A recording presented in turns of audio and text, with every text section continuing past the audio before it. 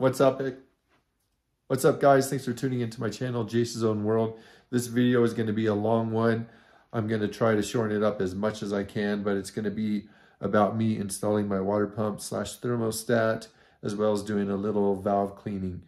And so let's get right into this video, and I'll show you just some of the things that I did with it and some steps. But a lot of it's going to be like fast forwarded and stuff like that. So let's get into the video. Okay, so I just wanted to show you my valves. Let's get this going.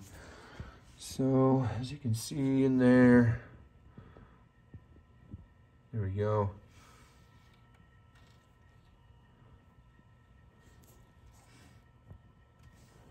They're not terrible, but they're a little more caked up than I expected them to be.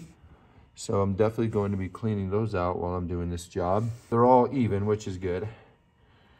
And yeah, I'll clean those up. But I first need to go underneath and remove the, let's get this focused. Go underneath the car and remove the splash guard. And then I'm going to remove this pipe. And then I'm going to drain all of the coolant, and then we'll have access. Once this is removed, I'll have access right at the water pump, which is this unit right here. That's the water pump. So yes, so you can see that once you remove the intake manifold and then you remove this boost pipe that goes into your throttle body, you'll have access right to the water pump, and then from there it's actually pretty simple. So yeah, so let's get that going.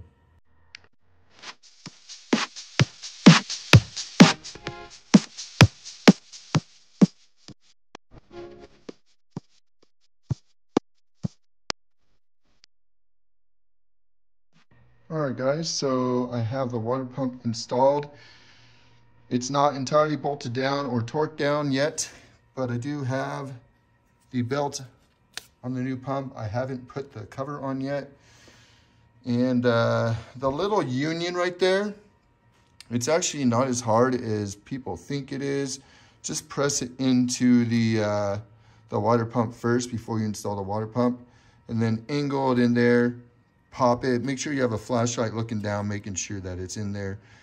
And then pop it in, and as soon as you pop it in, you'll be able to get the alignment little notches there lined up pretty easily. So, and then from there, I found it easiest to go underneath and plug the water pump back in. Make sure you do not leave the water pump unplugged.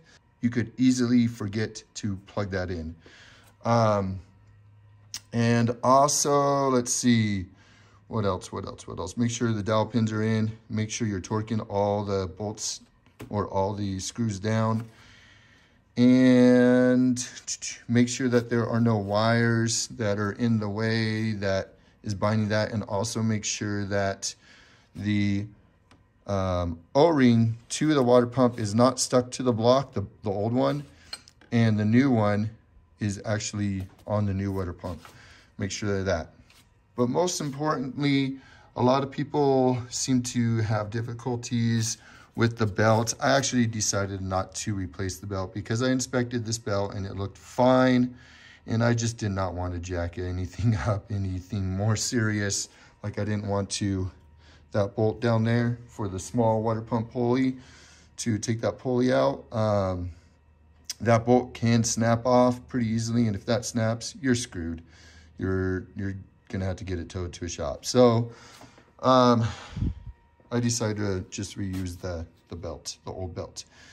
But more importantly, to get the new belt on, it will be very tight on here. Not the new belt, but just to get the belt onto the new water pump pulley on the top here, it's gonna be tight. You're not gonna be able to stretch it to get it on here. So what you're gonna have to do is you're gonna have to get a wrench here for your crank pulley. And just like a bicycle, when you're putting on a chain, you're gonna have to set this belt on here first. You know, just get it around it. And then you're gonna have to crank down the crank pulley And then that way the belt will eventually rotate itself onto the pulley, and then you can just slide it to the furthermost back there. So yeah, that's a common, not issue, but a difficulty when installing a new water pump. So just do it that way, and you should be fine. I'm going to now just torque down all my bolts. I'm going to install the cover for here. And then I'm going to go underneath, make sure everything's connected back there. And then really I'm going to start on addressing my valve cleaning here. And because the water pump is going to be installed, I'm going to install obviously the hoses back on here and everything. And then I'm going to clean up this guy and connect it better, go underneath, clean everything up, and then be finished. So yeah, so that's the water pump right there. Make sure you tighten down the bolts to their proper spec. Look it up online. I do not currently know, as I'm talking right now, what they are. So I'm going to look it up, torque them down, and then, yeah, be on to the next valve cleaning, which is the easy part.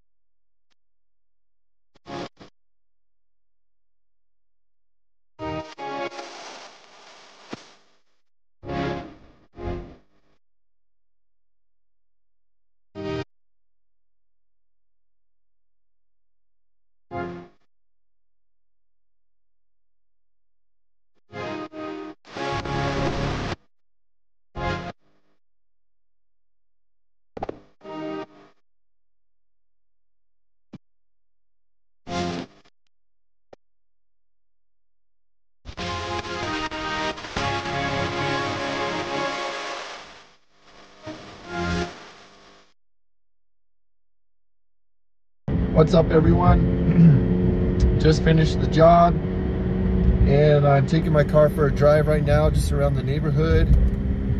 All of the air works properly. It's heating up properly. The coolant temperature needle is right in the middle, like it should be.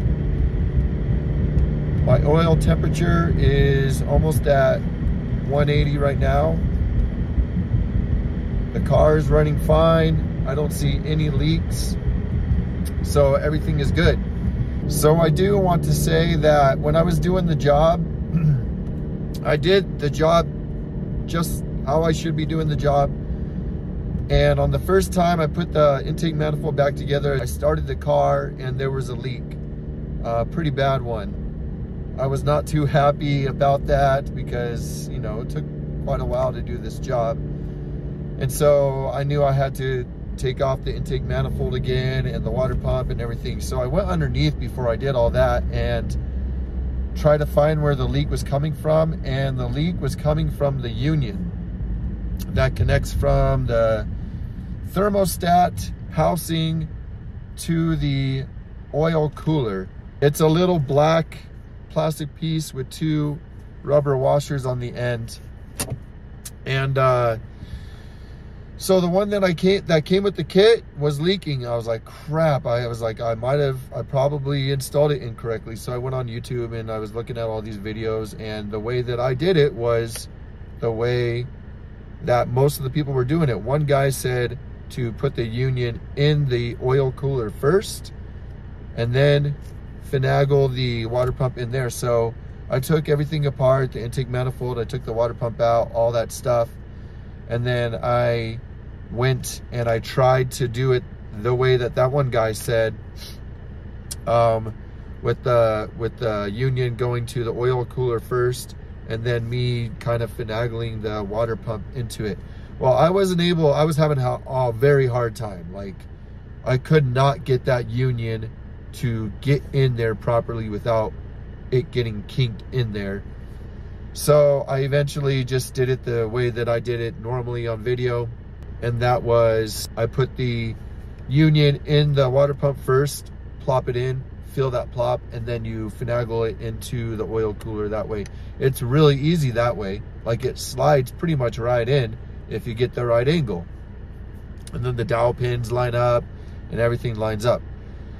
Well, before I did this, I was like, I don't want to have to put the intake manifold all back together to find out that it's leaking again, because that's just a lot of work, right? So I went down and I bought a coolant pressure tester, and it was like 90 bucks.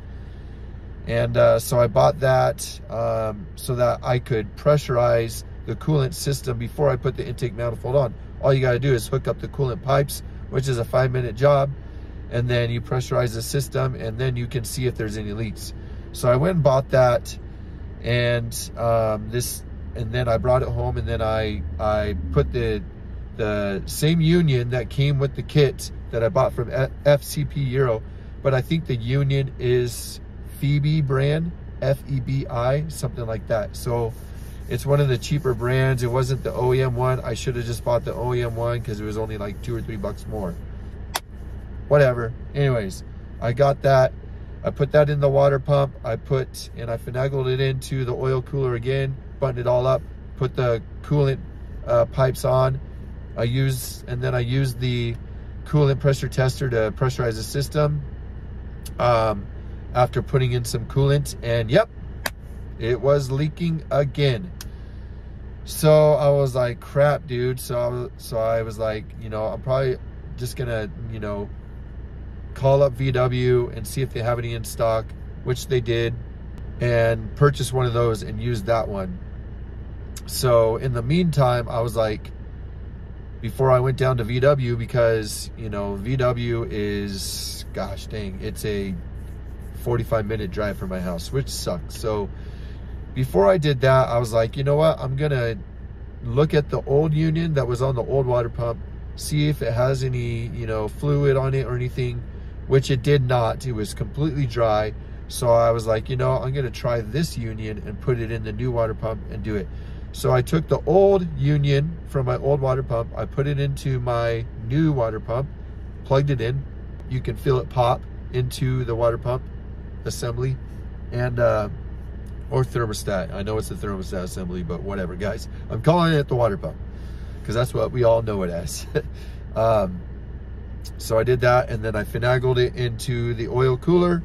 Boom, lined right up in the dowel pins. Boom, all 5 of the bolts to the block, and then I hooked up the coolant lines, put some coolant in the reservoir, put the coolant pressure tester on there, tested it. There was no leaks. So I pumped it up to 8 psi just to be safe. I didn't want to go any higher than that on the coolant pressure tester, and I left it there for a good 10-15 minutes, and it stayed exactly at 8 psi. And then I went underneath, I went on top, I went all over the place. There were no leaks anywhere. Basically, the union from Febi brand that came with my FCP Euro kit was just a pile of junk. Now, I don't know if it was the wrong union, because it had the right part number, but there was one number that was different. I decided to go down to VW and buy a new union anyways, because it's only 10 bucks. So I went down there, got one, brought it back, and the union that is from VW compared to the Febi one, all the numbers were the same, except the last stretch of numbers, there was one number that was different. So I don't know if, but the part looked exactly the same diameter, same rubber washers, same length, same everything. So I don't know what was going on with the Febi one. It kept on leaking. At this point, I didn't want to take out the water pump again because I was so tired at this point. And so I decided to leave the old union in there with the new water pump and thermostat assembly. But I do have the new one that I bought from VW, the new union, and I just stored that away. I didn't want to take it all apart and put that one in for it to leak all over and me have to do it all over again. So I left that in there. And so the reason why I'm telling you guys this is when you're doing this job, I highly recommend you getting a coolant pressure tester if you do not have one already. Make sure it has an adapter that goes onto the VW coolant cap. And this way you will maximize your time, number one, maximize your frustration level, number two, not have to do all this extra work, because without a coolant pressure tester, you have no way of testing for coolant leaks before you put the intake manifold back on. So if you don't have a coolant pressure tester, you're gonna have to put the intake manifold back on, hook everything back up, start the car, and if you have a coolant leak, then you're gonna have to take all that stuff off again. Having a coolant pressure tester basically takes out the whole installation of the intake manifold and all that is with that, so that you can find out if you have leaks or not, you know. And it's a really good thing. You know, you can find them on Amazon for 40 to 80 bucks, depending on which one. And I think they all have the adapters probably for a VW. So, and they all probably work the same. And you don't need a compressor for it. It just has a little handheld pump for like a soccer ball or basketball or whatever, but it has a fitting for the top to pressurize the system and stay there. So, and it has a gauge on it where you can see the PSI. So get that before you do this job. That way you'll know you'll have a leak or not before you put the intake manifold back on. Save you a ton of time, save you a ton of frustration. I was so pissed. I was so mentally drained that I just gave up yesterday. I removed everything and then I just gave up. I didn't want to deal with it. So, and I just slept it off and went today. So everything's working great. But yeah, so I just want to put that disclaimer out there. Get a coolant pressure tester before you do this job. It will make your life easier, and it will ensure that you have no coolant leaks. If you do, then you know where they are and you go in and fix them. So that's my disclaimer to you guys. I know this was a very long video, so if you have made it this far, I appreciate that. You know, I'm not going to feel bad if you didn't, but I know a few of you wanted me to make this video, and I don't really know how to make these videos any shorter than this one is. So here you go. But thank you all for watching and subscribing. I really appreciate those who have come new and those who have stuck around. I appreciate all the likes and the dislikes and all the comments. I love conversing with all of you and helping you out in any way that I can. I hope some of my tips were great in the video. And yeah, so, you know, it's really not that hard of a job. But if you have a coolant leak after putting everything back on, it sucks. So if I didn't have that coolant leak, I probably would have got this job done in 4.5, 5 hours, start to finish. So not a big deal.